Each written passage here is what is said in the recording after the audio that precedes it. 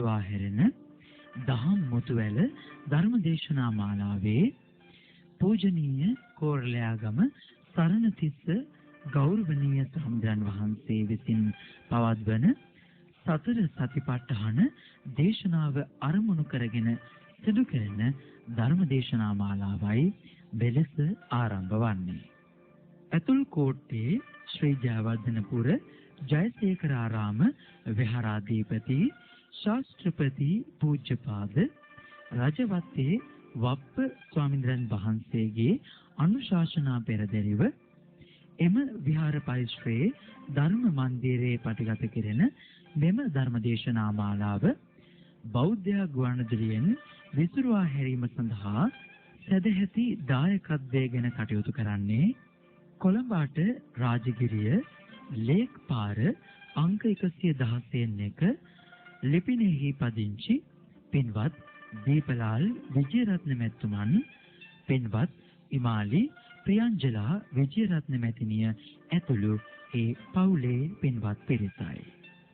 එසේනම් පින් සිතින් ලෞතර බුදුබණ පදයක් මෙලෙස ශ්‍රවණය කරමු.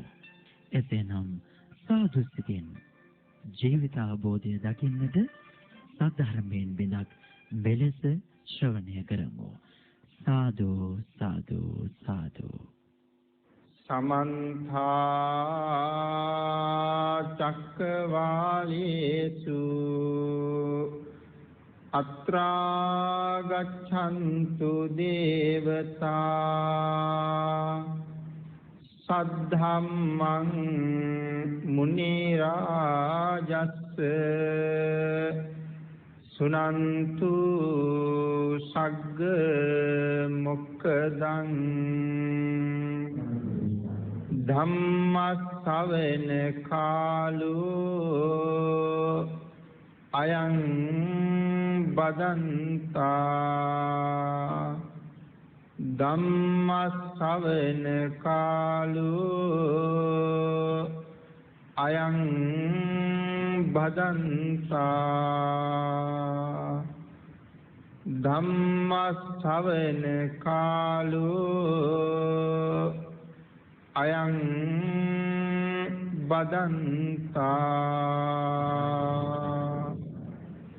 නමෝ තස්ස භගවතු අරහතු සම්මා සම්බුද්දස්ස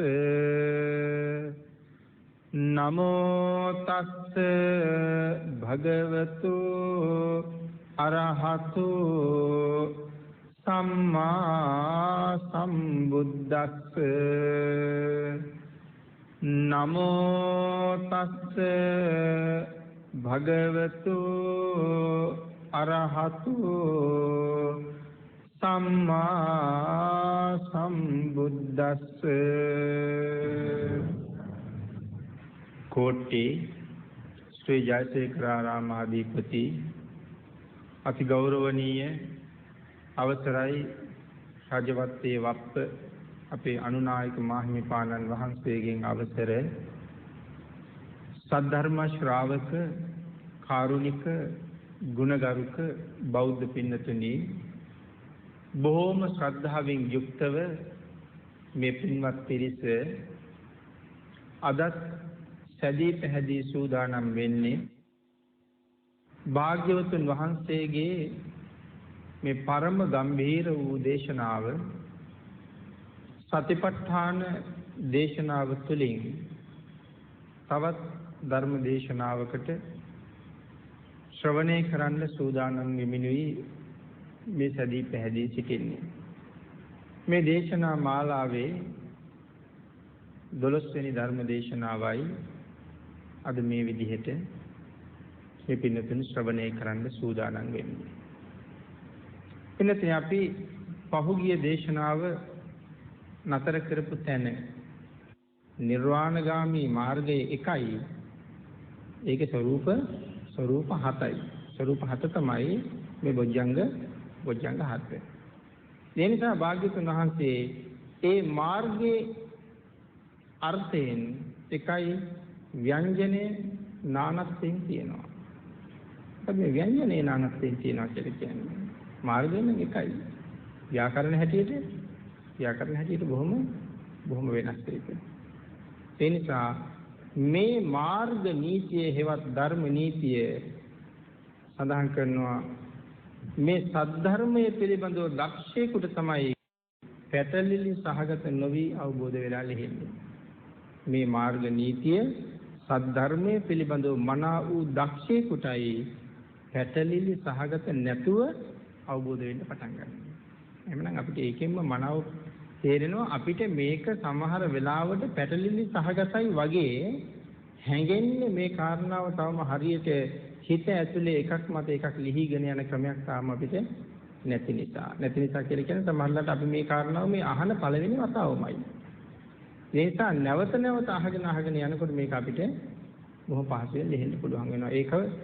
එතකොට භාග්‍යතුන් වහන්සේ සර්වඥතා ඥාණයෙන් මේ අපේ සිත කොච්චර දැක්කද? ඒකයි මේ කියන්නේ මේ මාර්ග නීතිය හෙවත් ධර්ම නීතිය සද්ධර්මයේ පිළිබඳව දක්ෂයෙකුට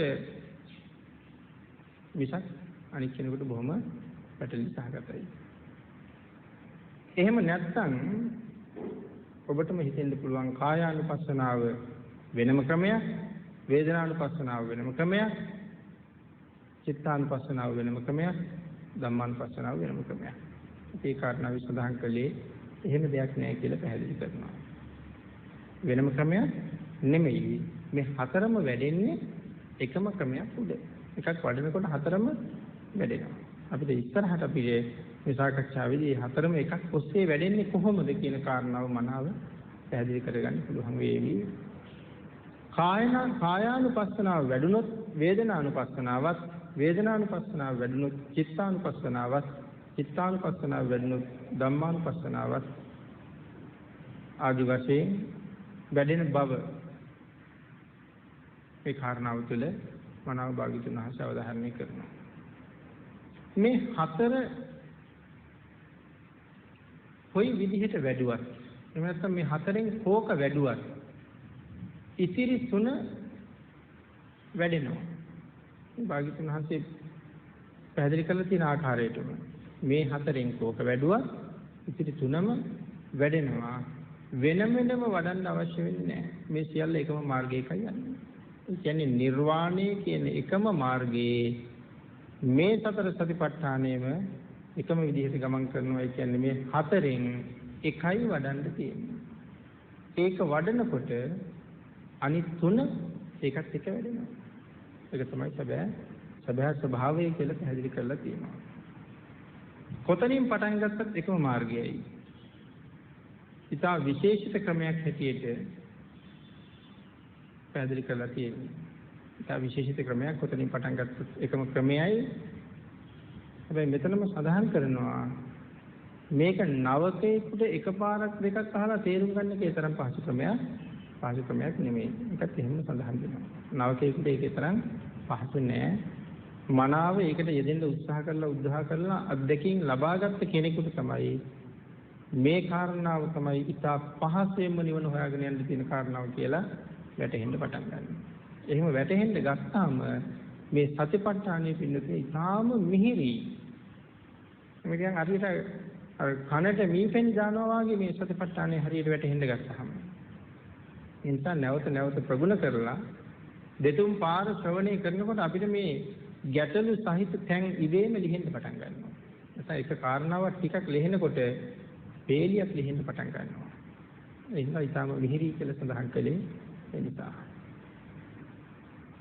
අන්න ඒ අමාරු බව නිසාමයි මේක මෙන්න මෙච්චර විස්තර කරන්න වෙලා තියෙන්නේ. එහෙම නැතුව අරමුණ විතරක් මාර්ගයේ විතරක් සාකච්ඡා කරගෙන ගියා නම් මේ පැටලි සාගත දැන් එකක්වත් ලිහෙන්නේ නැති වෙනවා. අන්නේ අමාරු බව නිසාම තමයි මෙච්චර විස්තර කරන්න වෙන්නේ. මාර්ගය අර්ථයෙන් ඒක වචනයි. ආරම්භන ભેදයෙන් සති බහුලතාවය නිසා බහුවචනයි කියලා භාග්‍යතුන් වහන්සේ සඳහන් කරනවා දැනගත යුතුයි. සති බහුලතාවය නිසා කියන්නේ බොහෝ සිතුවිලි තියෙන නිසා බහුවචනයි මාර්ගයේ වචන. මේ හතරම එකට වැඩෙනවා නම් අයි භාග්‍යතුන් වහන්සේ සතිපට්ඨාන හතරක් දේශනා කළේ. අපිට ඊළඟට ආයේ එහෙම ප්‍රශ්නයක් ඇති වෙන්නේ පුළුවන්. හතරම වැඩෙන්නේ එකට නම්. ඇයි මේ හතරම එකක් කරලා දේශනා කරුවේ නැතුව? නම් හතරක් කියදී ඒකට. ඒ මොකද කියන කාරණාව පැහැදිලි කරලා තියෙනවා වෙනම. හතරම එකට වැඩෙනවා නම් ඇයි හතරක් කියදී කියන කාරණාව පැහැදිලි කරනවා. අඩුත් නැතුව වැඩිත් නැතුව දේශනා කරනවා. අඩුත් නැතුව වැඩිත් නැතුව කියන හතරට වැඩිත් නැහැ. හතරට අඩුත් නැහැ. හතරම තමයි තියෙන්නේ. කවදාවත් බුද්ධ ශාසනයේ තියෙන තාක්කල් මේක වෙනස් වෙන්නේ නැහැ. හතරම තමයි සතර සතිපට්ඨානෙම තමයි. හික්මෝන සත්‍යයන්ට හිතවත් බව පිණිස සුදුසු බව පිණිස තණ්හා චරිත, ditthi චරිත, සමතයානික, විපස්සනායික වශයෙන් මන්ද තීක්ෂණ වශයෙන් දෙවිදියකට විස්තර කරලා තියෙනවා. මෙන්න මේ සිද්ධිය නිසා තමයි එකම මාර්ගයේ කොටස් හතරකට බෙදුවේ. මොන සිද්ධිය නිසාද? හික්මවන සත්වයන්ට හිතවත් බව පිණිස සුදුසු බව පිණිස. එහෙනම් අපි අහලා තියෙනවා චරිත, තණ්හා චරිත, ditthi චරිත, සමත යානික, විපස්සනා යානික වශයෙන් මන්ද තීක්ෂණ වශයෙන් හැමතැනම කොටස් දෙකකට බෙදෙනවා. මම පැහැදිලි කරනවා මෙතනම ඇයි එකම මාර්ගයේ එහෙනම් හතරකට බෙදුවේ කියන කාරණාව කොයි ආකාරද? තණ්හා චරිත කියලා කියන්නේ මොනවද කියන කාරණාව අපි ඊළඟට හඳුනා ගන්න ඕනේ. ඒක තේරුම් ගන්න. දැන් මෙතන කොටස් දෙකකට බෙදෙනකොට පළවෙනි දෙක තමයි තණ්හා චරිත සහ ditthi චරිත. කාටද මේ තණ්හා චරිත කියලා මේ ලෝකේ හඳුන්වන්නේ කියන කාරණාව සඳහන් කරනවා. පංචකාමයට වැඩියෙන්ම ඇලිච්ච පුජ්‍යලයා. පංචකාමයට වැඩියෙන්ම ඇලිච්ච පුජ්‍යලයා.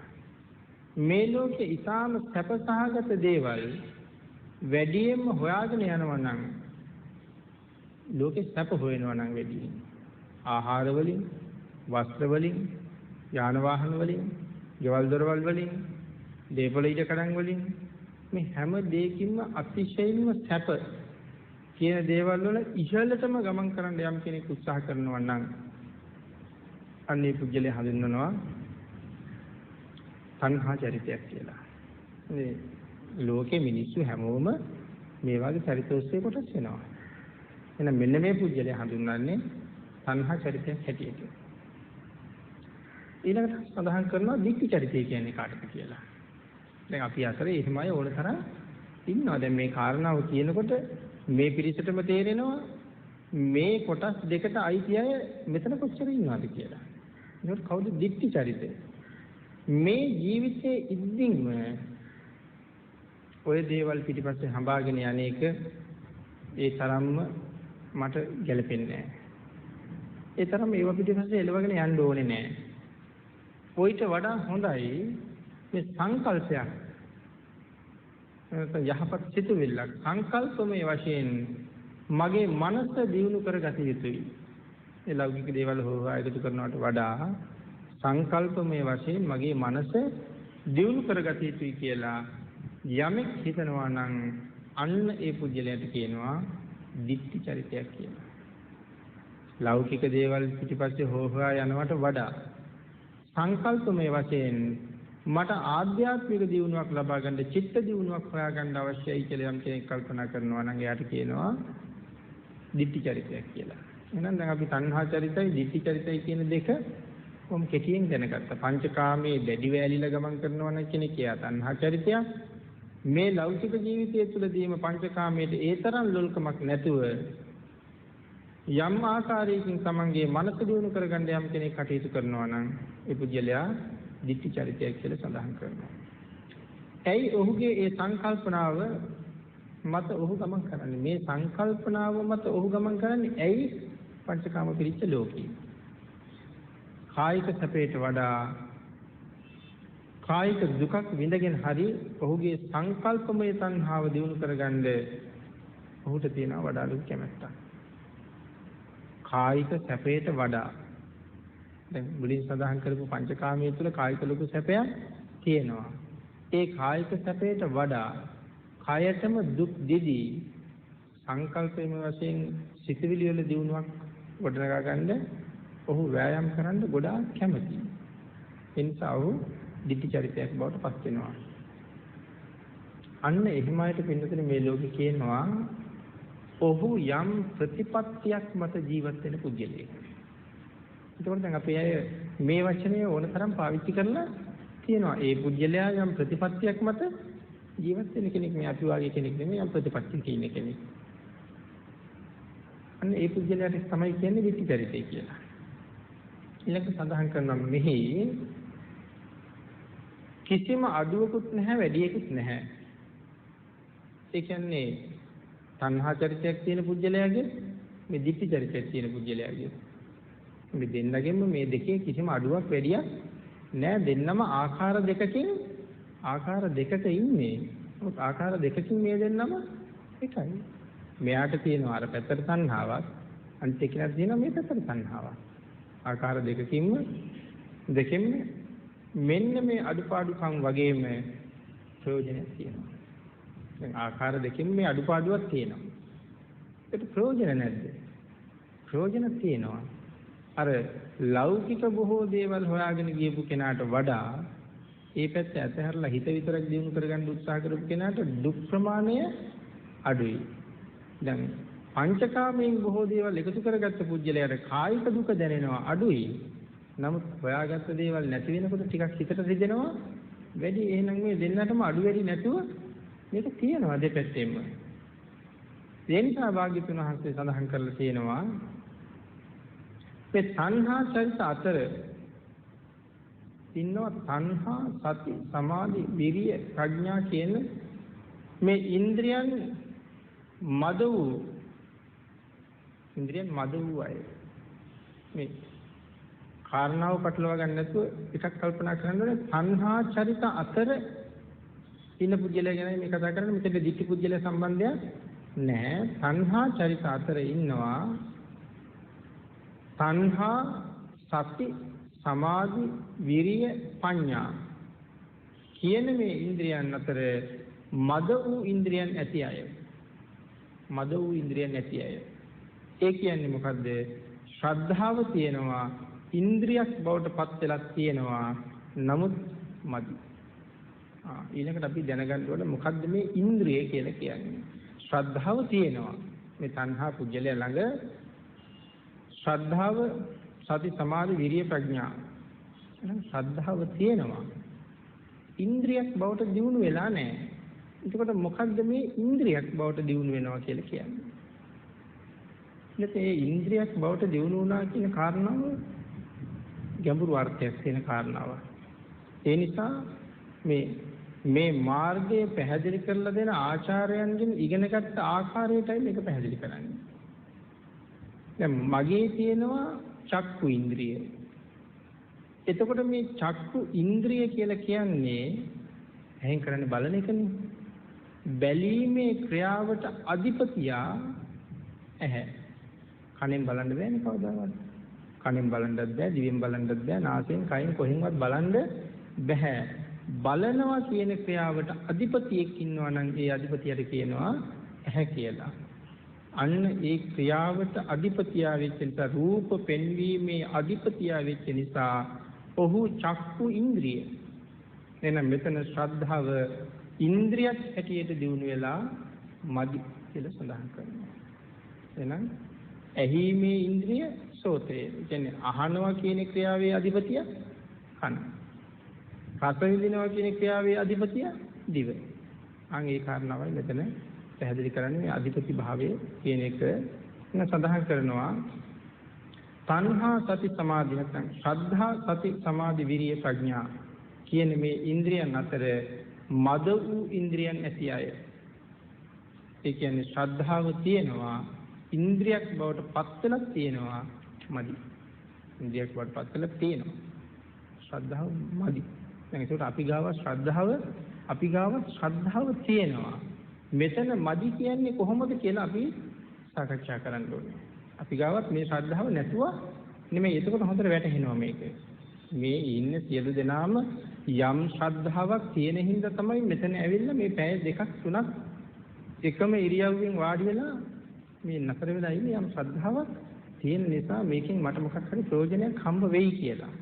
නැත්තම් වෙන කිසිම ක්‍රියාවකට මේ විදිහට එකම තැන එකම ඉරියව්වෙන් ඉන්නේ නැහැ. නමුත් මේක ඉන්ද්‍රිය බවට පත් වෙන්නේ කොහොමද පින්නතුනි? ඊළඟට බල බවට පත් වෙන්නේ කොහොමද? අපි ඊළඟට බල කියන කාරණාවත් සාකච්ඡා කරනවානේ. පංච ඉන්ද්‍රිය, පංච බල. බොජ්ජංග ධර්මයන්ගේ සාකච්ඡා කරන පංච බල. එහෙනම් මේ ඉන්ද්‍රිය බවට පත් වීමත් බල බවට පත් වීමත් කියන කාරණා දෙක මෙතන මදි කියන්නේ තීක්ෂණ ඉන්ද්‍රිය ඇති පුද්ගලයාට වඩා මදි මිසක් නිවන් දකින්න මදි නෙවෙයි. ශ්‍රද්ධාව මදි. ඒ මදි කියන්නේ නිවන් දකින්න මදිම නෑ. දැන් අපි මේ ශ්‍රද්ධාවෙන් කරන වැඩ අපිට නිවනට හේතු වෙනවා මේ සතිපට්ඨානයත් එක්ක. ඒකට අපි ශ්‍රද්ධාවෙන් මීට කලින් ජීවිතේ කරපු දේවල් අපට සංසාර විමුක්තිය සඳහා කොයි ආකාරයෙන් හරි දායකත්වයක් දීලා තියෙනවා. එහෙනම් මෙතන සඳහන් කරනවා ඇයි මදි කියන්නේ තීක්ෂණ ඉන්ද්‍රිය ඇති පුද්ගලයාට වඩා මදි. එහෙම නැතුව නිවන් දකින්න මදි නෙමෙයි. කවුද තීක්ෂණ ඉන්ද්‍රිය ඇති පුද්ගලයා? පිළිතුරු රහතන් වහන්සේලාට තියෙනවා විවිධ ප්‍රභේද. ශුෂ්ක විදර්ශක තමයි පල්සම ප්‍රභේදයේ රහතන් වහන්සේ. නමුත් නිවන් දැකලා නැද්ද? නිවන් දැකලා. හැබැයි යටත් පිරිසෙන් කිසිම 이르දි ප්‍රතිහාරයක්වත් දක්වන්න නම් බැහැ. කිසිම 이르දියක් නැහැ. නමුත් උන්වහන්සේ නිවන් දැකලා ඉන්නේ. ඒකට මුගලන් මහරහතන් වහන්සේ උන්වහන්සේ නිවන් දැකලා ඉන්නේ. එතකොට මුගලන් මහරහතන් වහන්සේ ශුෂ්ක විදර්ශක රහතන් වහන්සේ දැක්ක නිවන දෙකම එකයි.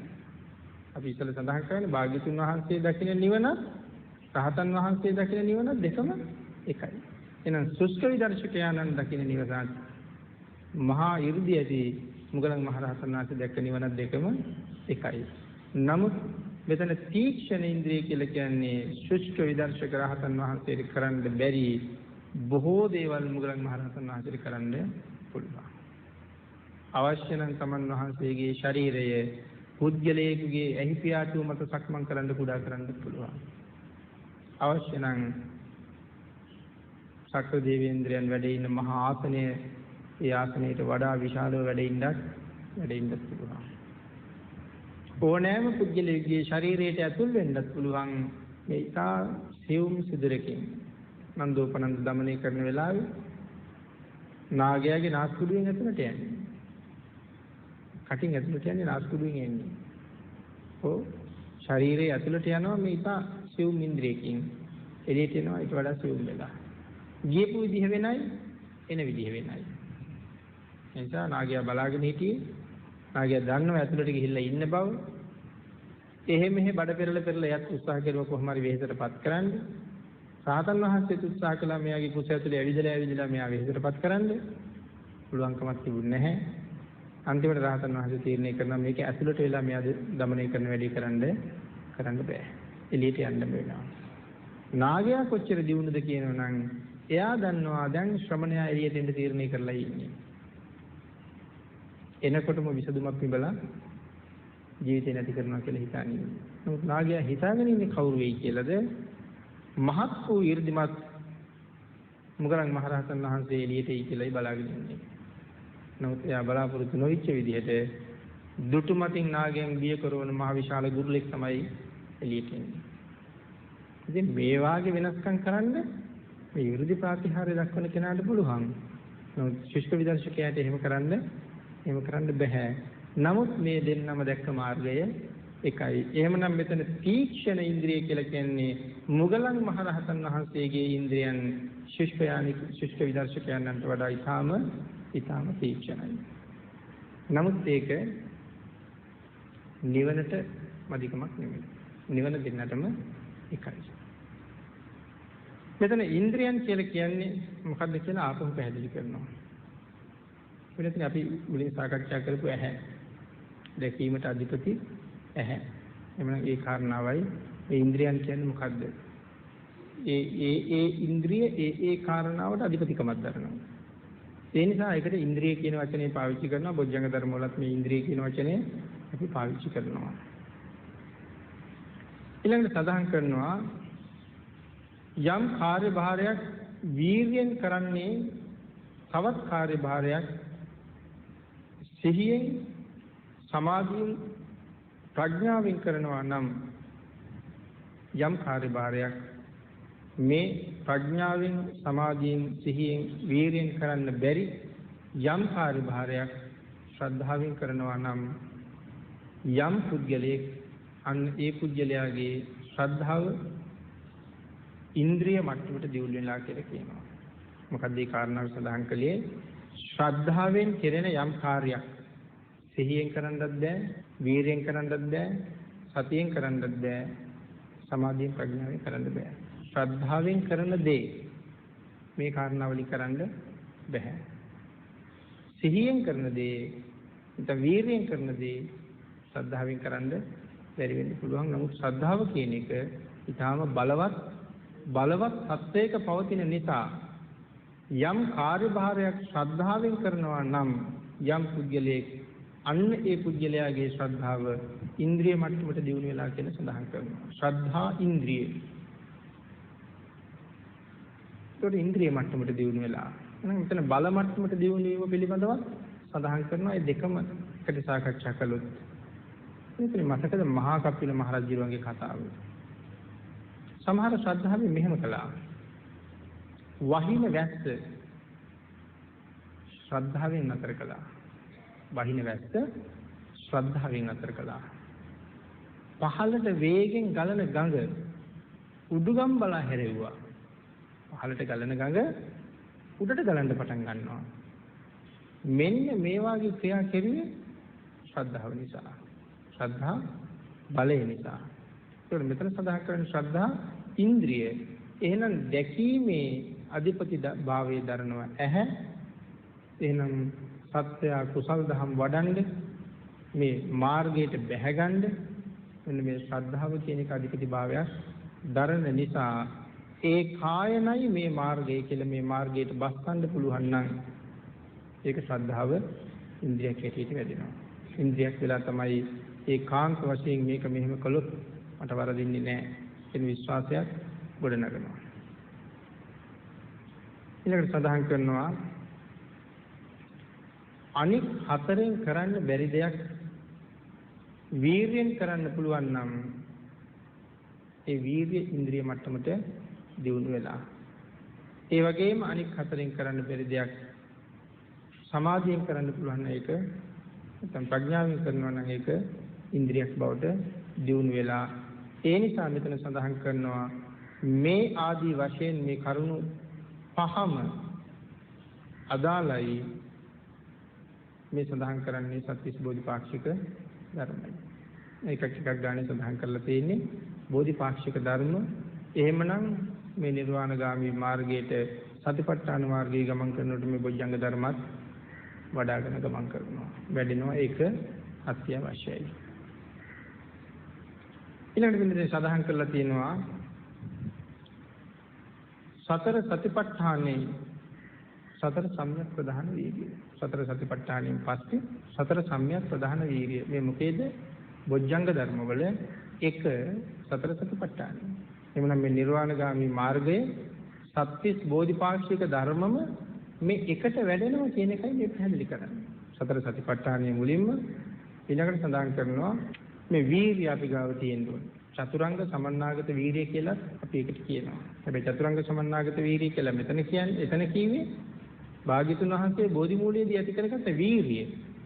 මගේ ශරීරයේ ලේමස් යටනහර වේලිලා ගියත් ලෞතර බුද්ධ රාජ්‍ය නොලබා නම් මෙතනින් නැගිටින්නේ නැහැ කියන කාරණාව මෙතන සඳහන් කරනවා සතර සම්‍යක් ප්‍රධාන වීර්යය පිළිබඳව. මොනවද සතර සම්‍යක් ප්‍රධාන වීර්යය කියලා කියන්නේ? උපන් අකුසල් නොයිපද වීමත්. නැත්නම් උපන් අකුසල් යටපත් කරලා නැති කරලා දානවා. නූපන් කුසල් උපදවනවා. උපන් අකුසල් යටපත් කරනවා.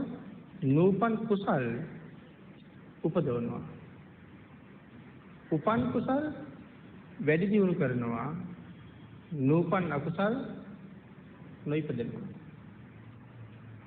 නූපන් අකුසල් නූපන් කුසල් උපදවනවා. නූපන් අකුසල් නොඋපදිනවා. උපන් කුසල් වැඩි දියුණු කරනවා. නූපන් අකුසල් උපන් අකුසල් යටපත් කරලා දානවා. සතර මේ කාරණාව සත්‍තිස් බෝධිපාක්ෂික මාර්ගයේ 2. ඊළඟට සඳහන් කරනවා සතර ඊර්ධිපාද කියලා. මොනවද ඊර්ධිපාද කියලා කියන්නේ ඊළඟට? සතර ඊර්ධිපාද පැහැදිලි කරන තැන මේ හැම එකක්ම ක්‍රමානුකූලව වැඩිගෙන යනවා කියලා පැහැදිලි කරනවා. සතර සතිපට්ඨානෙ, සතර සම්‍යක් ප්‍රධාන වීර්යය, සතර ඊර්ධිපාද මේ සියල්ල සතර සතිපට්ඨානයත් එක්ක පිළිවෙලින් ක්‍රමානුකූලව එකක් පාසා වැඩිගෙන යන මාර්ගයක් තමයි තියෙන්නේ. අන්න ඒ නිසා අපි කලින් සාකච්ඡා කළා මේ බණ අහන වෙලාවට කොහොමද බණ අහන්නේ? පංච නීවරණ යටපත් වේවා. එතන සඳහන් කරන්නේ නීවරණ යටපත් කරන්න. එහෙමනම් බෝධ්‍යාංග ධර්ම වැඩිවා. එහෙනම් බෝධ්‍යාංග ධර්ම කියන්නේ මේ සතර සතිපට්ඨානයේ මත ඉන්නවා කියන එකයි. එතනින් පටන් අරගෙනයි බෝධ්‍යාංග වැඩෙන්න පටන් ගන්න. ඒක මෙතන සඳහන් කරනවා මේ සතර සතිපට්ඨානයේ යම් දියුණු මට්ටමකට ආවට පස්සේ තමයි ඉන්ද්‍රියන් වැඩෙන්න පටන් ගන්න කියලා. නැතුව අපි මුලින්ම පටන් ගන්නකොටම ඉන්ද්‍රියන් වැඩෙන්න පටන් ගන්නෙ නැහැ. මේක මේ මාර්ගයේ යම් දියුණු මට්ටමකට වෑයම් කරලා එන්න ඕනේ. ඒ ආවට පස්සේ ඔහුට ටික ටික ඉන්ද්‍රියන් වැඩෙන්න පටන් ගන්නවා, ශ්‍රද්ධාව වැඩෙන්න පටන් ගන්නවා, වීරිය වැඩෙන්න පටන් ගන්නවා, සමාධිය වැඩෙන්න පටන් ගන්නවා. එතකොට ඔහුට බොහොම සතුටක් තියෙනවා මේ මාර්ගය පිළිබඳව.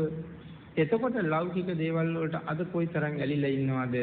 අන්න ඒ සියල්ල ටිකින් ටික ඈත් වෙලා මේ පැත්තට ඇලෙන්න පටන් ගන්නවා. ඒකයි ඒ පැත්තට බර වෙච්ච පුජ්‍යලයාට ඒ පැත්ත රස. අපිට තාම මේ පැත්තට බර වෙන්න බැරි වෙච්ච නිසා අපිට මේ ලෞකික පැත්තම රසයි කියලා හිතෙනවා. එන්න මදක් මේ සතර සතිපට්ඨාන මාර්ගයේ වැඩෙන්න ඕනේ. වැඩෙනකොට තමයි ඉන්ද්‍රිය මට්ටම් වැඩෙන්න පටන් ගන්න කියලා සඳහන් කරනවා. එහෙනම් ඊටත් එහා වැඩෙනකොට තමයි පංච බල කියන සත්‍යය වැඩෙන්න පටන් ගන්න. සතර ඊර්ධිපාද ඊළඟට පංච බල. ඒකට පංච බලය තුල තියෙනවා ශ්‍රද්ධා බලය, සති බලය, වීර්ය බලය, සමාධි බලය, ප්‍රඥා බලය, පංච බල. ඒකට ශ්‍රද්ධාව බලයක්. ඉතින් අපි මුලින් සඳහන් කළා ගඟක් උඩට හැරෙව්වා, වැස්සක් නතර කළා ශ්‍රද්ධාවේ බලයෙන් ඉඳලා. උදාහරණ කාරණාවක් මෙහෙම සිහිපත් කළොත් මහා කපින රජුගේ බුදුන් දකින්නයි යන්නේ. රාජ්‍ය අතහැරියා, බිසව අතහැරියා, සියලුම සම්පත් සම්රිදී මුතුමැණික් දැසිදස්සු අලියත්තු ඔක්කොම අතහැරියා. Taman එක්ක ඉන්නවා 1000ක්. සංසාරේ පින් කරගෙන එකට ඉන්න 1000ක් ඉන්නවා. ඒ 1000ම ඇමතිවරු. ඒ ඇමතිවරුන්ට කතා කරලා ඇහුවා මම යනවා. බුදුන් ලෝකේ පහළ වෙලාලු. මම යනවා බුදුන් දකින්න. එනවද කියලා ඇහුවා. වසර ගානක් හොයනවා මේ තුනුරුවන් ලෝකේ පහළ වෙලාද කියලා. තුනුරුවන් පහළ වෙලා කියලා කියපු අයට ලක්ෂ කහවණු ලක්ෂ මුදලුත් දුන්නා. බුද්ධ රත්නේ පහළ වුණා කියහම ලක්ෂයයි, ධම්ම රත්නේ පහළ වුණා කියහම ලක්ෂයයි, සංඝ රත්නේ පහළ වුණා කියහම ලක්ෂයයි. මේ දෙන්නේ වෙලෙන්දන්ට. ඒගොල්ලෝ තමයි කියන්නේ බුද්ධ රත්නේ පහළ වෙලා ඉන්නවා කියලා. රජුරවන්ට මේ සිහි නැතුව යනවා, අග වෙවුලනවා, ගල් ගැහෙනවා, රෝමෝද්ගමණය වෙනවා. මේ ප්‍රකාශය අහනකොට. ඒ වෙලාවේ තමයි කියන්නේ ලියුම් කැලක් ලියලා දෙනවා මේක ගිහිල්ලා බිසවට දෙන්න. මම කහවණු ලක්ෂ 3ක් ඉල්ලගන්න කිව්වා කියලා කියන්නේ. කියලා තමයි අර පිරිසකින් අහන්නේ එනවද? මම යනවා. බුදුන් පහළ වෙලා. එනවද කියලා අහුවා. මේ පිරිස කියන ස්වාමීනි ඔබ වහන්සේ යනවා නම් අය මොනවද අපෙන් එනවද කියලා අහන්නේ. අපිත් යමු. පිටත් වුණා. අය ඒ යමතිවරු ගෙදර බැලුවෙත් නැහැ, බිරිඳ බැලුවෙත් නැහැ. මොකවත් හේන්නේ නැහැ. යනකොට හම්බ වෙනවා විශාල ගඟක්. අති විශාල ගඟක්. යොදුන් 30 ගානක් මතකයේ හැටියට පළලයි ගඟ. යොදුන් 16ක් එකතැන ගඟ ගැඹුරුයි. තා වේගෙන් කටගාවට පිරලා ජල ප්‍රවාහය ගලාගෙන යනවා. ගඟක් වගේ නෙමෙයි පේන්නේ මේක මහ මුහුදක් වගේ. සාජිරු පිරිසට කියනවා මේකෙන් එතර යන්න තොටුපළක් තියනවාද කියලා බලන්න කියලා. පිරිස එහාට දිව්වා මෙහාට දිව්වා තොටුපළක් නම් පේන්නේ නැහැ. අවට ගඟ අයිමින් නැගින් ඇහුවා මේකෙන් එතර යන තොටුපළකෝ. එහෙම නැත්නම් ඔරුවකෝ. ස්වාමීනි මේ සාගරයක් වගේ ගඟේ කවුද ඔරු පදින්නේ ස්වාමීනි? කොහෙන්ද තොටුපළවල් මේකට? තොටුපළක් නැහැ ස්වාමීනි. නමුත් දැන් එහෙමනම් විශාල ඈතකින් එන්න ඕනේ. දැන් අර වෙලෙන්ද ගියපු පැත්තක් තියෙන්න එපෙයි. ඒකට විශාල රවුමක් ඇවිල්ලා මේ ඇවිල්ලා තියෙනවා. රජුරෝ කල්පනා කරනවා ඉස්සර ඈත යන්න බෑ. මම මරුණොත් එහෙම යනකොට බුද්ධ රත්නේ පහළ වෙලාලු. දෙයියනේ දැක ගන්නේ නැතුව මරුණොත් මොනව කරන්නද? එහෙනම් රවුම් ගහන්න බෑ උච්චරයට. අන්න පිළිතුරේ ශ්‍රද්ධාවේ බලය. රජුරෝ අදිෂ්ඨානයක් කරනවා මම දන්නේ හැටියට සම්මා සම්බුදුරජාණන් වහන්සේ නම් මහා ගුණ කඳක්. කොයිතරම් ගුණවත්ද? යටින් අවීචියේ පටන් උඩින් බවාග්‍රය දක්වා උන්වහන්සේගේ ගුණ කඳින් විශ්ව ධාතුව වැහිලා තියෙනවා. ඒ ගුණය පිළිබඳව මා තුළ ශ්‍රද්ධාවක් ඇත්නම් ඒ ගුණය සත්‍ය නම් මම මේ ගඟට බහිනවා. හැබැයි මගේ අශ්වයන්ගේ පුරවත් යට යන්නේ නැහැ. ඇමතිවරුන්ට කියනවා ඇමතිවරුනි මම ගඟට බහිනවා. මොකද කියන්නේ? ස්වාමීන් වහන්සේ බහිනවා නම් අපිත් බහිනවා. ඒ ශ්‍රද්ධාවෙන්. ඉතින් දැන් මේ රජුගේ ගඟට බහින එක නෙමෙයි කාරණාව. ගඟේ හැටි මතක තියෙන්න ඕනේ. මහ මුහුදක් වගේ පේන්නේ. කටගාවට පිරීලයි තියෙන්නේ. වේගෙන් පල්ලහැටයි ගලන්නේ. තොටුපළක් නැහැ. මේකෙන් බැස්ස ගමන් යට ගියොත් හැතැක්ම කීයක් යට යයිද කියලා හිතාගන්න බෑ. ගහගෙන ගියොත් යට ගිහිල්ලා අය කොහෙන් මහ මුහුදෙන්වත් කොයි හැදියෙන් මතුවේද කියලා හිතන්නත් බෑ. එහෙනම් මේකට බැස්සොත් අනිවාර්යයෙන්ම එක්කෝ යට යන්න බලාගෙනයි බහින්නේ නැත්නම් බුදුන් ගාවට යනවා කියලා බලාගෙන බහින්නේ. පුළුවන්ද බහින්න? අනේකයි මෙතන තියෙන්නේ. එහෙම බහින්න පුළුවන්ද? ඉතින් අපි කල්පනා කරලා බලුවොත් අපි වන්දනාව කියනවා. නැත්නම් අපි නාගදීප යනවා. නාගදීපේ මෙහා ගොඩබිමයි අතර මුහුද. මට යන්න දෙයක් නෑ නාගදීපෙට. යන්න ක්‍රමයක් නෑ. මම බහිනවා මහ මුහුදට. මම යනවාමයි නාගදීපේ වඳින්න. එහෙම බහින්න ශ්‍රද්ධාවක් අපිට තියෙනවද? භාග්‍යතුන් වහන්සේ සත්‍යයි. භාග්‍යතුන් වහන්සේ නාගදීපයට වැඩිය බව සත්‍යයි. ඒ කාරණාව සත්‍ය නම් භාග්‍යතුන් වහන්සේගේ පාද ස්පර්ශයෙන් පවිත්‍ර වෙච්ච ඒ පුණ්‍ය භූමිය වැඳ ගන්න මට යන්න ඕනේ. මම බහිනවමයි කියලා බහින්න පුළුවන්කමක් එක වෙලා තියෙනවද? එහෙනම් රජුරවන්ට තිබුණේ එහෙම ශ්‍රද්ධාවක්. අපිට නම් නාගදීපේ පේනවා. නමුත් රජුරවන්ට භාග්‍යතුන් වහන්සේට පේන්නේ නැහැ. ඒ තරම් ගඟ විශාලයි. රජුරුව අස්ත්‍ය දක්වනවා. එතකොට අස්ත්‍ය දක්වනවත් එක්කම රජුරුවන්ගේ පිරිස බලාගෙන හිටියද රජුරුව යට ගියත් අපි ආපහු යනවා. රජුරුව වතුර උඩ යනවා නම් අපිත් යනවා. එහෙම බලාගෙන හිටියේ නෑ. එහෙම බලාගෙන ඉන්නේ අපි තමයි බලන්නේ ඉස්සෙල්ලා බහත් පුජ්‍යලයට මොකද වෙන්නේ? ඔහු ගහගෙන ගියා නම් අපරාධ මාත් බහින්න ඕනේ නැහැ කියලා අපි ආපහු යනවා. මේ පිරිස එහෙම නැහැ. රජුරුවන්ගේ අස්ත්‍ය එයාගේ පාදේ ගඟ තලයට දික් කළාද මේ යම්තිවරු 1000ගෙම අශ්වයෝ තම තමන්ගේ පාදේ ගඟ තලයට තියලායි තියෙන්නේ.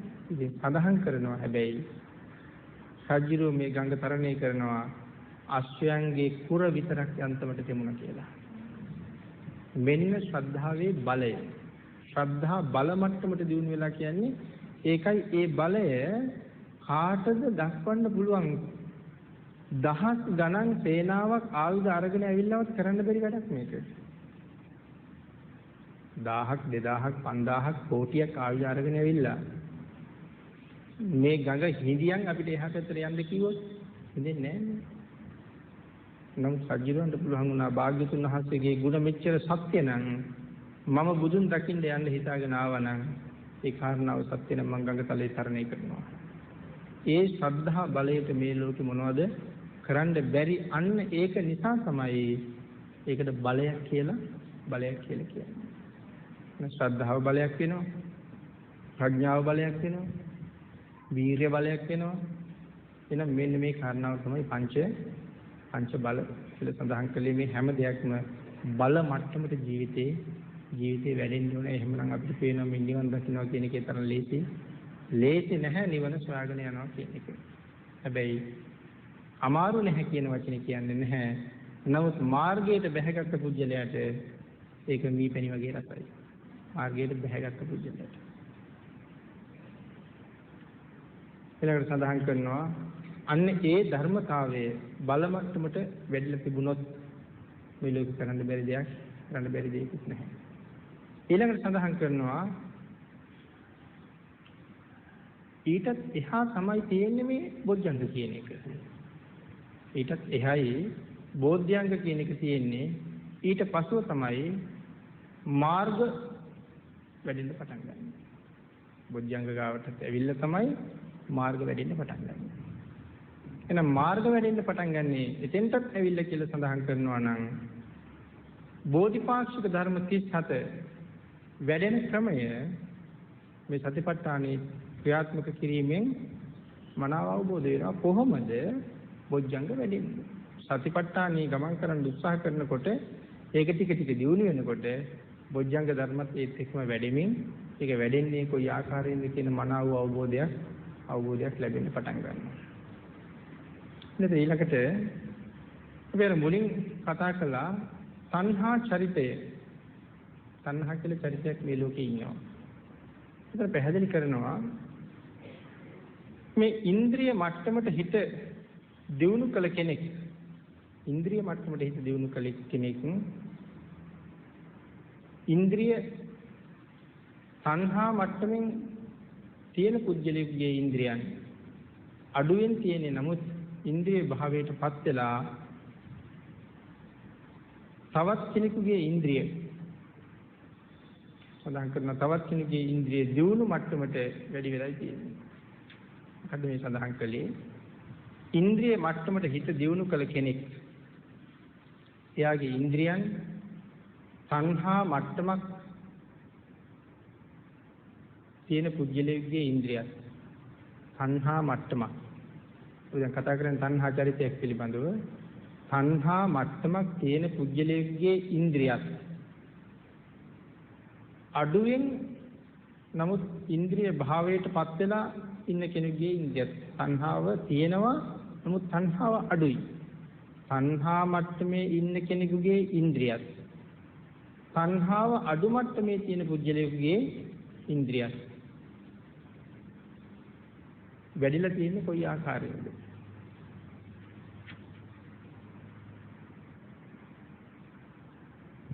ඉන්ද්‍රිය භාවයටපත් වෙලා තණ්හා මට්ටමින් ඉන්න කෙනෙක්ගේ මේ ඉන්ද්‍රිය වැඩිලා තියෙන ආකාරයත් ඉතා ඉහළ මට්ටමින් තණ්හාව අඩුයි. ඉතා ඉහළ මට්ටමින් ඉන්න කෙනෙක්ගේ ඉන්ද්‍රියක් දියුණු වෙලා තියෙන ආකාරයත් කොහොමද කියන කාරණාවයි මෙතන සඳහන් කරන්නේ. දිට්ඨි චරිතයේ ඉන්නෝ ඉන්ද්‍රිය මට්ටමට වැඩිච්ච දෙන්නෙක්. සංහා චරිතයේ ඉන්නවා ඉන්ද්‍රිය මට්ටමට වැඩිච්ච දෙන්නෙක්. ඉස්සල කාරණාව වැටහුණා මදිනම් මේ කාරණාව වැටහෙනවා. දිට්ඨි චරිතයෙන් ඉන්න දෙන්න එක්කෙනෙක්ගේ ඉන්ද්‍රියක් මන්දයි. එක්කෙනෙක්ගේ ඉන්ද්‍රියන් මන්දයි. එතකොට දිට්ඨි කෙනාගෙත් එහෙමයි, තණ්හා කෙනාගෙත් එහෙමයි. අනිත් කෙනාගේ ඉන්ද්‍රියන් තීක්ෂණයි. එක්කෙනෙකුගේ මන්දයි, අනිත් කෙනාගේ තීක්ෂණයි. එහෙනම් මන්ද කවුද? තීක්ෂණ කවුද? එහෙනම් අපි ඉස්සෙල්ලා ගත්ත උදාහරණයෙන් මේක ලියා ගත්තොත් ශ්‍රේෂ්ඨ විදර්ශකයන්න් වහන්සේගේ මේ හැකියාව මන්දයි. අපි උදාහරණයකට ගත්තේ මුගලන් මහරහතන් වහන්සේ. උන්වහන්සේගේ හැකියාව තීක්ෂණයි. එහෙනම් මෙතන එක්කෙනෙක්ගේ ඉන්ද්‍රියන් මන්දයි කියලා කිව්වේ එයාගේ ඉන්ද්‍රියන් වැඩිලා අඩුයි. අනිත් කෙනාගේ ඉන්ද්‍රියන් තීක්ෂණයි කියලා කියන්නේ එයාගේ ඉන්ද්‍රියන් බොහොම දියුණුයි. කෙනෙක් ඉන්න පුළුවන් මෙතන ඉඳලා බලහම මේ ශාලාවේ කෙරවලින් එහාට එයාට පේන්නේ නැහැ. එයාගේ දෘෂ්ටිය එතනින් එහාට නැහැ. එහෙනම් එයාගේ මේ ඉන්ද්‍රිය මන්දයි. අනික් කෙනා මෙතන ඉඳලා බලහම එයාට අර මාර්ගය දක්වා පේනවා. එහෙනම් මේ බිත්තියේ මට්ටමට පේන එක්කෙනාට වඩා මාර්ගයේ මට්ටමට පේන එක්කෙනාගේ ඇහැ තීක්ෂණයි. ඉන්ද්‍රිය තීක්ෂණයි. මෙයාට වඩා එයාට පුළුවන් කියන කාරණාවයි සඳහන් කරන්නේ. එහෙනම් මෙන්න මේ පුද්ගලයා මේ මන්ද සහ තීක්ෂණ පුද්ගලයා තණ්හා චරිතෙත් ඉන්නවා, ditthi චරිතෙත් ඉන්නවා. මෙන්න මේ කියන චරිත අතර තවත් ප්‍රභේදයක් මන්ද තීක්ෂණ කියලා සඳහන් කරනවා. ඒ කියන්නේ ditthi චරිතේ තණ්හා චරිතේ ප්‍රභේදයක් තමයි මන්ද තීක්ෂණ කියලා කියන්නේ.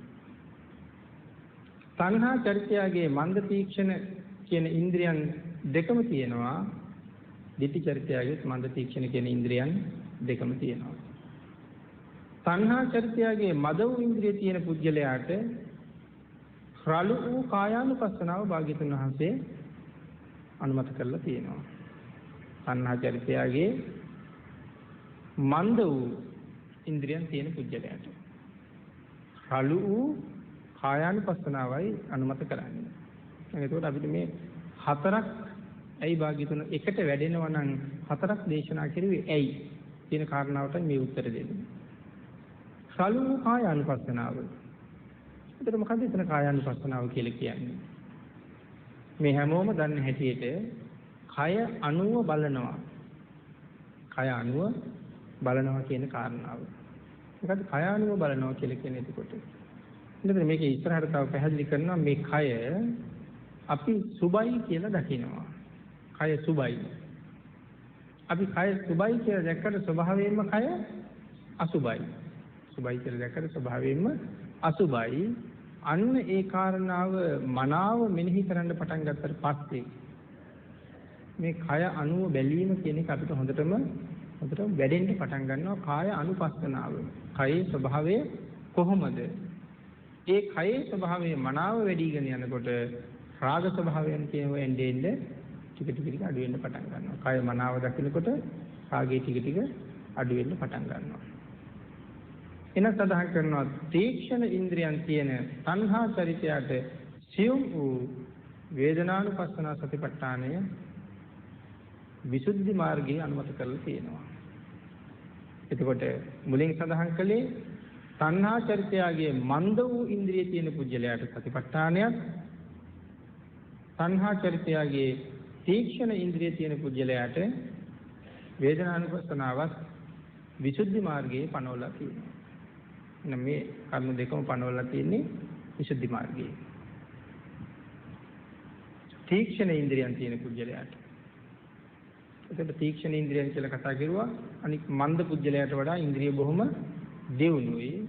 ඒ පුජ්‍යලයට සියුම් වූ වේදනානුපස්සන සතිපට්ඨානය. එතකොට සියුම් වූ වේදනානුපස්සන සතිපට්ඨානය කියලා කියන්නේ මේ වේදනාව ඊටාම සියුම්. දැන් අපේ ශරීරයේ පුරාම මේ වෙනකොටත් වේදනාවක් තියෙනවා. නමුත් අපිට ලොකුවට මේ වේදනාව දැනෙන්නේ නැහැ. දැනෙන්නේ නැත්තේ අපේ මනසේ වෙන අරමුණක් තියෙනවා.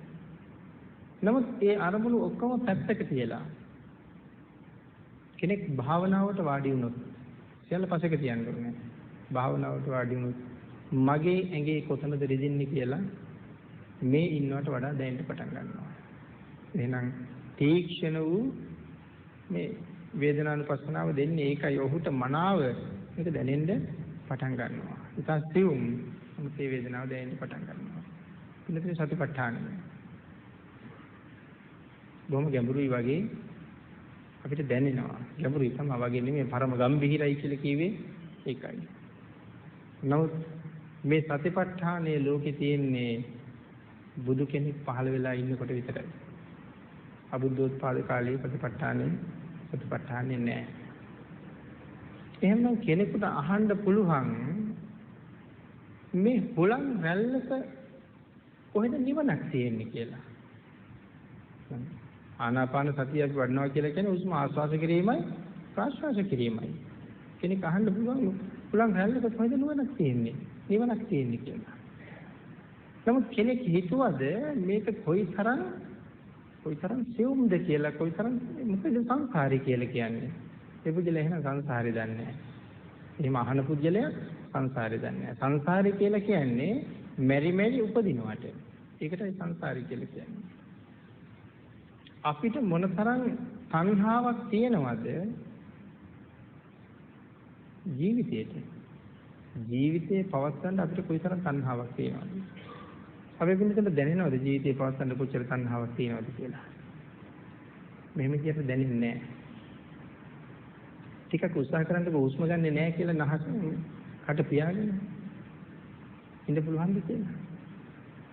හැමෝටම හොරෙන් මං හුස්ම අරගෙන බලනවා අනික් එකන ගන්නවද කියලා. ඇයි මේ හුස්ම ගන්න හිතෙන්නේ? මේක තමයි ජීවිත තෘෂ්ණාව. එහෙනම් ජීවිත තෘෂ්ණාව කියලා කියන්නේ මැරෙන්න තියෙන අකමැත්ත. එහෙනම් සංසාරේ මෙරි මෙරි යන්නේ. එතකොට මේ මරණය කියන එක නවත්තගෙන මේ ඉන්ද්‍රිය ජීවත් කරවලා පවත්වාගෙන තියෙන්නේ මොකද්ද? මේ හුලං රැල්ල. ඒ හුලං රැල්ලනේ අපිව ජීවත් කරවලා තියෙන්නේ. එහෙමනම් මේ හුලං රැල්ලට කොහොමද නිවනක් අත්පත් කරලා දෙන්නේ කියලා අහනකොට මේ කොයිතරම් බාල මට්ටමේ අඥාන මට්ටමේ ප්‍රශ්නයක් තියෙනවා. මෙන්න මේ හුලං රැල්ල කියන එක භාග්‍යතුන් වහන්සේ කොතනද රැඳේ විශ්වද්ධාව උපදින්න පින්නතුනි මේ ඉද්දි කඩ සුඩක් වගේ තැනකට මේ අරමුණ අරගෙන ලෝකෙ දිහා බලන්න පටන් ගත්තා. මේ හුලං රැල්ල කියන්නේ ලෝකය. අපි මුලින්ම කතා කළා මේ සතිපට්ඨාන ක්‍රමයේ ලෝකය කියලා කියන්නේ මෙන්න මේ උපාදානස්කන්ධයට කියලා. එහෙනම් මේ හුලං රැල්ල කියලා කියන්නේ ලෝකය. මේක එකතු කරන්න ඕනේ ඉදිකටු තුඩක් මුදුනට. එතන ඉඳලා ලෝකේ දිහා බලන්න පටන් ගත්තාම එක එක දේවල් මේ කායානුපස්සනා, වේදනානුපස්සනා, ධම්මානුපස්සනා, චිත්තානුපස්සනා මේ සියල්ල භාග්‍යතුන් වහන්සේ අරමුණු කරලා තමන්ගේ චිත්ත සංතාණයෙන්ම දැකලා මෙන්න මේකයි මේකේ හැටි කියලා මනාව පැහැදිලි කරලා දුන්නේ ඒ සර්වඥතා ඥාණයට හැර වෙන කවුරු එක කරන්නද? දැන් අදට ධර්මදේශනාවට තියෙන කාලය අවසන්යි කියලා සඳහන් කරනවා. අපි පැය දෙකක් සාකච්ඡා කරමු කියලාද මම සිහිපත් කළේ. සතිපට්ඨානයේ කොයිතරම් සියුම්ද? භාග්‍යතුන් වහන්සේ කොතන ඉඳලාද සතිපට්ඨානය අපිට පැහැදිලි කළේ කියන කාරණාව මේ නවත්තපතෙන් ඉදිරියට සාකච්ඡා කරලා අපි ඉස්සරහට භාග්‍යතුන් වහන්සේ මෙන්න මේ සතර සතිපට්ඨානයේ කොයි විදිහටද කාරණා හතරකට බෙදුවේ කියන කාරණාව අපිට සාකච්ඡා කරලා කර්මස්ථානයක් සාකච්ඡා කරන්න පුළුවන් වෙයි. මොනවා අදට ධර්මදේශනාව මෙතනින් නිමා කරමු. මෙම උතුම් මහා සතිපට්ඨාන සූත්‍ර දේශනාව ඇසුරින් කෙරෙන්නේ ධර්මදේශනා මාලාවේ දායකත්වයේ දරනු ලබන්නේ කොළඹ 8 ලේක්පාර නම්බර 116න් 1 රාජගිරියේ පදිංචි දීපලාල් විජේරත්න මහත්මයා, හිමාලි ප්‍රියංජලා විජේරත්න මැතිණිය ඇතුළු දූ දරුවන් විසින් සිදු කරන අතර මේ උතුම් මහා සතර සතිපට්ඨාන සූත්‍ර දේශනාව ශ්‍රවණය කිරීමෙන් රැස් කර ගන්නා ලද්දා වූ මේ මහා පුණ්‍ය සම්භාරයෙන් ලංකාවාසී ලෝකවාසී අප හැම සියලු දෙනාටම කෙටිම කාලයකින් පහසුම ආකාරයෙන් සුඛ සහගත ප්‍රතිපදාවෙන් සියලු දුකින් මිදෙම්වා, මේ සියලු කෙලෙස් බරින් නිදහස් වෙම්වා, අජර වූ අමර වූ අමා මහ නිවන ලැබ සැනසීමට හේතු වාසනා වේවා කියලා ප්‍රාර්ථනා කරන අතර සෙත් ප්‍රාර්ථනා කරනවා මේ උතුම් මහා සතර සතිපට්ඨාන සූත්‍ර දේශනා මාලාව පැවැත්වීම සඳහා ඊතා කරුණාවෙන් මෛත්‍රියෙන් අප වෙත මේ ශ්‍රී ජයවර්ධනපුර ජයශේඛරාරාමේ ධර්මශාලාව අප වෙත ලබා දීමට උපකාර කළ විහාරාධිපති ශාස්ත්‍රපති අතිපූජ්‍ය රජවත්තේ වප්ප අනුනාහිමියන්ට නිදුක් නිරෝගී දීර්ඝායුෂ ප්‍රාර්ථනා කරන අතර මෙම නව ධර්මශාලාව ඉදිකර සංඝ සතුකට පූජා කළ තෙන්නකෝන් පවුලේ සැමට නිදුක් නිරෝගී දීර්ඝායුෂ ප්‍රාර්ථනා කරන අතර බෞද්ධ මාධ්‍ය ජාලයේ නිර්මාතෘ අතිපූජ්‍ය දරණාගම කුසල ධම්ම ස්වාමින් වහන්සේට හා එහි කාර්ය මණ්ඩලයට සෙත් ප්‍රාර්ථනා කරමින් සෙත් ප්‍රාර්ථනා කිරීම අපවත් වී වදාළ සෛනිකායික මහා නායක හා අනුනායක ස්වාමින් වහන්සේලා ඇතුළු අපවත් වී වදාළා වූ සියලු සංඝ පීතෘන් වහන්සේලාට මේ උතුම් වූ ධර්ම දානමය කුසල බලයෙන් අමා මහ නිවන් සුව අත්පත් වේවා කියලා ප්‍රාර්ථනා කරනවා. මේ උතුම් මහා සතර සතිපට්ඨාන සූත්‍ර දේශනාව ශ්‍රවණය කළ සියලු දෙනාටම කායික මානසික නිරෝගී සුව හා දීර්ඝායුෂ ප්‍රාර්ථනා කරන අතර අප සෑම දෙනාගේ නමින් මිය පරලෝකීය සියලුම ඥාති මිත්‍රාදීන්ට මේ උතුම් වූ ධර්ම දානමය කුසල බලයෙන් අමා මහ නිවන් සුව ලැබේවා කියලා ප්‍රාර්ථනා කරන අතර අපමණ ධනන්ගේ ශ්‍රද්ධා ධනෙ උපදවා නිවන් මඟට ප්‍රවිෂ්ඨ කරලීමට අනුපමය වීරියක් දරන අති ගෞරවනීය දේශකයන්න් වහන්සේට නිදුක් නිරෝගී සුව දීර්ඝායුෂ හා බලාපොරොත්තු වන්නා වූ උතුම් බෝධියකින් සුඛ සහගත ප්‍රතිපදාවෙන් ඊ타ම ඉක්මන් භවයකදී නිර්වාණ ශාන්තිය අවබෝධ කර ගැනීමට මෙම උතුම් ධර්ම දානමය කුසලයේ හේතු වාසනා වේවා කියලා ප්‍රාර්ථනා කරනවා. මේ රැස් කරගත්තා වූ සියලුම පුණ්‍ය සම්භාර ධර්මයන් මේ සියලුම දෙනාට අනුමෝදන් වේවා. සද්ධර්ම ශ්‍රවණය කළ ලංකා වාසී ලෝක වාසී සියලු දෙනාටම සම්‍යක් දෘෂ්ටික දිව්‍ය රාජ මණ්ඩලයටත් බ්‍රහ්ම රාජ මණ්ඩලයටත් අත්පත් වේවා. උන්වහන්සේලාට ඔබ අප සියලු දෙනාටම ඊ타ම ඉක්මන් භවයක ඊ타මත්ම කෙටි කාලයකින් සුඛ සහගත ප්‍රතිපදාවෙන් ආර්ය සත්‍ය අවබෝධයෙන් සැනසීම සඳහා මේ පුණ්‍ය ධර්මයන් පාරමී වේවා කියලා ප්‍රාර්ථනා කරනවා. ආකාශට්ඨා ච බුම්මට්ඨා දේවා නාග මහිද්దికා පුඤ්ඤන්තං අනුමෝදිත्वा චිරං රක්ඛන්තු ලෝක ශාසනං දේවෝ වස්සතු කාලේන සත්‍ය සම්පatti හෝතු ච පීතෝ භවතු ලෝකෝ ච රාජා භවතු ධම්මිකෝ